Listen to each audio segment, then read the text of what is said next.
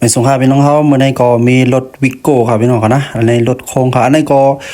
กราบยางหมดครับพี่น้องเขานะแล้วมันหมดไอ้ยก็เฮ็ดให้มันสั่นครับพี่น้องเขานะพอออกตัวมันได้สั่นติ้นๆครับนะพี่น้องเขานะสั่นเหมือนผีเขาครับในพี่น้องเขานะนะครับเขาก็เลยยกลงมาครับนะพี่น้องเขานะมายกลงมาตัวเดียวเหมือนกันเทว่ามันได้เป็นหื้อนี่ครับเนาะอันนี้ได้เจ้ามันซื้อมาก้อยค่ะนะขาดงากระลับยางค่ะนะนะครับพี่น้องเขานะอ๋ออันนี้เป็นกระลับยางรังหวีครับมันหมดแล้วครับพี่น้องเขานะมันหมดแบบหมดเอาค่ะนะอ๋อนั่นค่ะ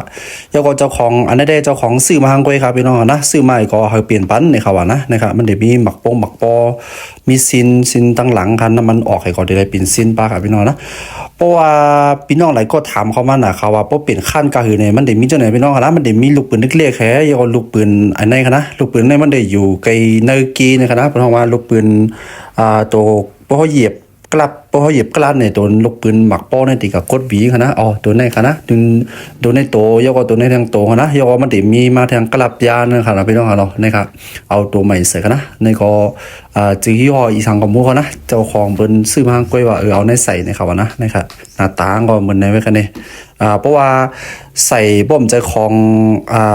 เข้มนะครับเนาะมันได้เฮ็ดให้มันสั่นยกว่าเฮ็ดให้มันหมดไวนั่นขนาดนี้พี่น้องค่ะนะครับอันนี้ก็ทำเป็นหวีมันได้มีจังไหนครับพี่น้องนะมันได้มีหมักปอให้บอกปอเล็กหมักปอใหญ่มีกลับยามีหวีเห็นไหมครับพี่น้องนะแล้วก็มันก็ถามเขามาว่ากาฮือเนี่ยเอามาเช็คด้วยก่อนครับพี่น้องนะเอามาเช็คด้วยก่อนมันได้มีหลายนิ้วอันนี้เป็น11นิ้วครับพี่น้องนะอ๋ออันนี้ทำเป็นซินครับพี่น้องนะซินตั้งหลังน้ำมันโหเขาอ่ะอันนี้ก็กำแต่ไรก็ออกให้เอาแต่ไรเปลี่ยนนะครับนั้นซินน้ำมันออกมาตั้งในนั่นค่ะนะเพราะว่ามันยกเกี่ยวปอกลงเพราะว่านี่จึงมันตีอ่ำเปลี่ยนไรนั่นค่ะเนาะย้อนนะเนาะค่ะพอยกลงกับเหมียวก็เขาก็เลยเปลี่ยนป้าค่ะนะมาด้วยค่ะในพี่น้องเขามันอยู่กันในคณะพี่น้องเขานะซินค่ะนะครับนะครับไม่ได้อยู่ตั้งในนะครับตัวมนๆนะครับ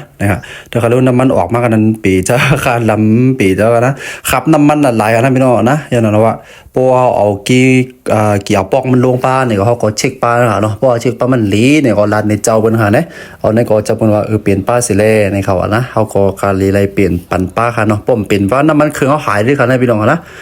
ว่าอันก็พอใครรีดก็เปลี่ยนป้าค่ะเนาะพอยกลงพอเปลี่ยนไรค่ะเนี่ยเปลี่ยนป้าก็มันก็กาหึงเอาค่ะเนาะอ๋ออันนี้ก็เป็นคลิปวิดีโอมาผักปันพี่น้องเขาเนี่ยว่ารถเมืองไทยเนี่ยมันเป็นจังไหนเนี่ยขั้นนั้นนะคะเนาะพี่น้องเนาะอ๋อค่าไม่สูงค่า